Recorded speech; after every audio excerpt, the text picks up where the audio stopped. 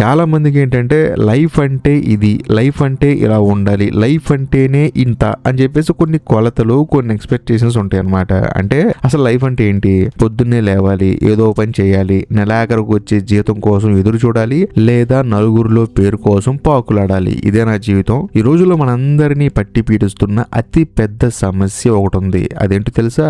Fakeness. మనం చేసే పని మనకి ఇష్టం ఉండదు, మనం జీవించే విధానంలో మనకి ప్రశాంతత ఉండదు. ఎప్పుడు చూసినా సరే మనల్ని ఎవరో చూస్తున్నారని, లేకపోతే ఇంకెవరికో మనం ప్రూవ్ చేసి చూపించాలని చెప్పేసి 24 గంటలు తాపత్రయపడుతూనే ఉంటాం. ఈ నిరంతర పరుగులో మనం న్యాచురాలిటీని, మనలో ఉన్న సహజత్వాన్ని పూర్తిగా చంపేసుకుంటున్నాం. మనం ఒక మిషన్ లో మారిపోయాం. చేసే పనిలో ప్రాణం ఉండట్లేదు, కేవలం ఫలితం మీద మాత్రమే కళ్ళుంటున్నాయి. ఒక ఫోటో పెడితే ఎన్ని లైక్స్ వస్తాయి, ఒక పని చేస్తే ఎంత డబ్బు వస్తుంది, నలుగురు నన్ను పొగుడుతారా లేదా, ఇదే మన సమస్య. ఈ క్రమంలో మనం మనతో గడపడం మర్చిపోయాం. అందరి మధ్య ఉన్న ఒంటరిగా ఫీల్ అవుతున్నాం. లోపల ఖాళీగా అనిపిస్తుంది. ఎందుకంటే మన లైఫ్ ని ఒక ప్రాజెక్ట్ లా చూస్తున్నాం, కానీ ఒక అందమైన ప్రయాణంలా చూడలేకపోతున్నాం. మనల్ని మనం ఎక్స్‌ప్లాయిట్ చేసుకుంటున్నాం. మన గౌరవం కన్నా పక్కవాడి గుర్తింపుకి ఎక్కువ వాల్యూ ఇస్తున్నాం. ఇదే మనల్ని మానసిక ఒత్తిడిలోకి, అసంతృప్తిలోకి నెట్టేస్తుంది.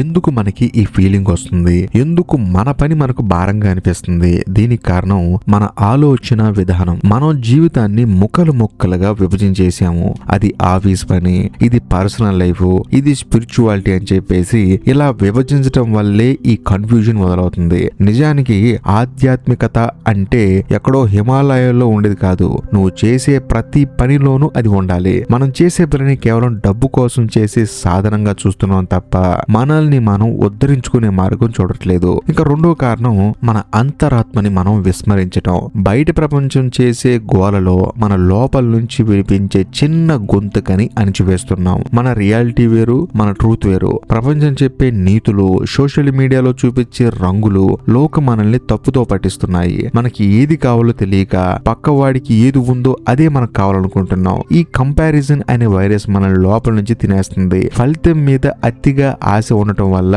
చేసే మనలో ఉండాల్సిన ఉత్సాహం చచ్చిపోతుంది. ఇంకా ఓపెన్ గా చెప్పాలంటే పని చేసేటప్పుడు మనం ఇక్కడ ఉండం, కాకపోతే ఈ పని చేసిన తర్వాత వచ్చే ప్రతిఫలం దగ్గర ఆలోచిస్తూ ఉంటాం. అందుకే మనకేంటంటే పని చేసేటప్పుడు ఆ ప్రశాంతత అనేది కరువు అవుతుంది, ఆ ఇంట్రెస్ట్ అనేది రావట్లేదు అనమాట. మీరు గనక ప్రతిఫలం ఆశించకుండా, అంటే ఆశించొద్దని కాదు కానీ పని చేసేటప్పుడు కూడా మీ ప్రతిఫలాన్ని మీరు ఊహించుకుంటే ఎలాగా? సో పనిని పనిలా చేయాలి. అదొక హిమాలయాల్లో కూర్చొని చేసే ఒక ధ్యానంలా చేయాలా. కాబట్టి ఎక్కడైనా సరే మీ పని మీరు పర్ఫెక్ట్ చేస్తే అదే ధ్యానం. ఎందుకంటే మిమ్మల్ని మీరు మర్చిపోతారు కదా. సో ధ్యానం అనేది మనల్ని మనం మర్చిపోవడానికి చేసే ఒక పని అయితే పని కూడా ఒక ధ్యానం లాంటిది. కానీ చాలా మందికి ఏంటంటే నేను ఆ పని చేస్తే బాగుంటాను, నేను ఈ పని చేస్తే బాగుంటాను అనుకుంటారు. కానీ ఏ పనిలోనైనా సరే మిమ్మల్ని మీరు మర్చిపోయి చేస్తే అది నిజమైన ధ్యానం. మరి దీనికి సొల్యూషన్ ఏంటి? మార్పు ఎక్కడ మొదలవ్వాలి? సింపుల్ అండి, సహజతత్వం. అంటే నువ్వు చేసే ప్రతి చిన్న పనిలోనూ ఒక సహజమైన ఉత్సాహాన్ని నింపాలి. పనిని పనిలా కాకుండా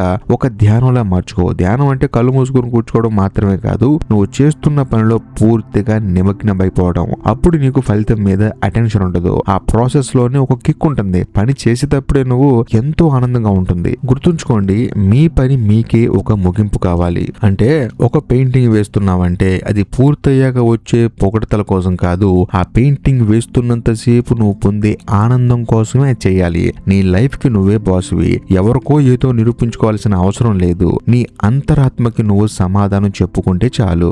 లైఫ్ లో ఎదుగుదల ఉంటుంది, అలాగే పతనం కూడా ఉంటుంది. ఈ సత్యాన్ని గ్రహిస్తే సక్సెస్ వచ్చినా గర్వపడవు, ఫెయిల్యూర్ వచ్చినా కుంగిపోవు. నీ ఏకాంతాన్ని నువ్వు ప్రేమించడం నేర్చుకో. ప్రపంచంతో సంబంధాలు పెట్టుకో, కానీ నీ ఒంటరితనంలో నువ్వు ఒక నిశ్శబ్ద ఆనందాన్ని వెతుక్కో. ఎవ్వరికీ కనిపించకుండా, తెలియకుండా కూడా నీ పని నువ్వు నిజాయితీగా చేయగలిగినప్పుడే నువ్వు నిజమైన మనిషి అవుతావు. ఇప్పుడు అసలైన ఘట్టం ఈ రోజు నుంచి, ఈ క్షణం నుంచి నీ లైఫ్ ని ఎలా రీడిజైన్ చేసుకోవాలంటే ముందుగా జీవితాన్ని సమగ్రంగా చూడటం అలవాటు చేసుకో. నీ పని, నీ కుటుంబం, నీ ఆలోచనలు అన్నీ ఒకటే. అన్ని నీ ఎదుగుదలకే.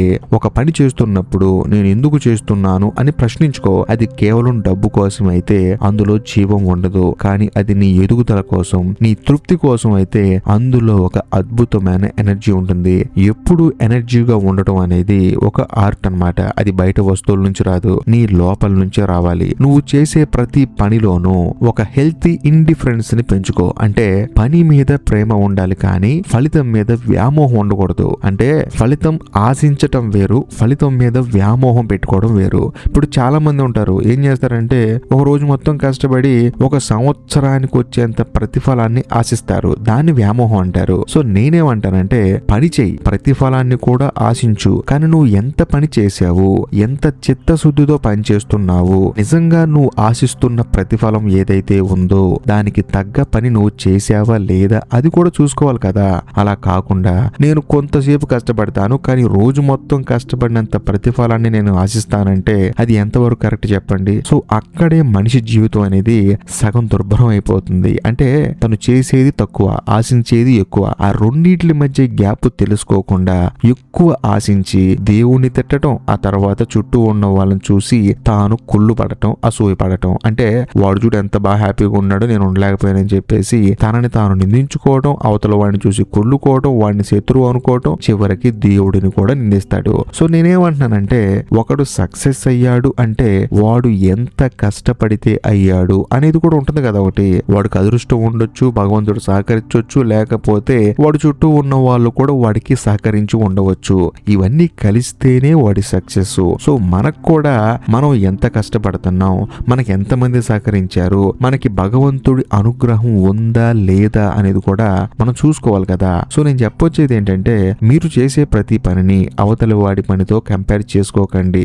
మీరు తీసుకునే ప్రతి నిర్ణయం అవతల వాడిని చూసి వాడి వల్ల ఇన్ఫ్లుయెన్స్ అయ్యి మాత్రం అస్సలు తీసుకోకండి. ఎందుకంటే వాడి లైఫ్ వాడిది, మీ లైఫ్ మీది. వాడి కెపాసిటీ వాడిది, మీ కెపాసిటీ మీది. వాడికి నచ్చే పనులు కొన్ని ఉంటాయి, మీకు నచ్చే పనులు కొన్ని ఉంటాయి. కానీ మీరు వాడికి నచ్చిన పనులు చేస్తారంటే మీకు నచ్చిన పనుల్ని పక్కన పెట్టేసినట్లే కదా. కాబట్టి మీకు నచ్చిన పనిని చేయండి, మీరు పని మాత్రమే చేయండి. ఆ ఫలితం గురించి ఎక్స్ట్రా ఇమాజినేషన్ ఎప్పుడైతే చేసుకుంటారో అప్పటి నుంచే మీకేంటంటే మీ జీవితం మీద విరక్తి అనేది మొదలవుతుంది. కాబట్టి పని చేయండి, ఓవర్ గా ఫలితాన్ని ఊహించుకోమాకండి. మీరు చేసిన దానికి తప్పకుండా ఫలితం వస్తుంది. మరి ముఖ్యంగా ఎవరికి భయపడకండి.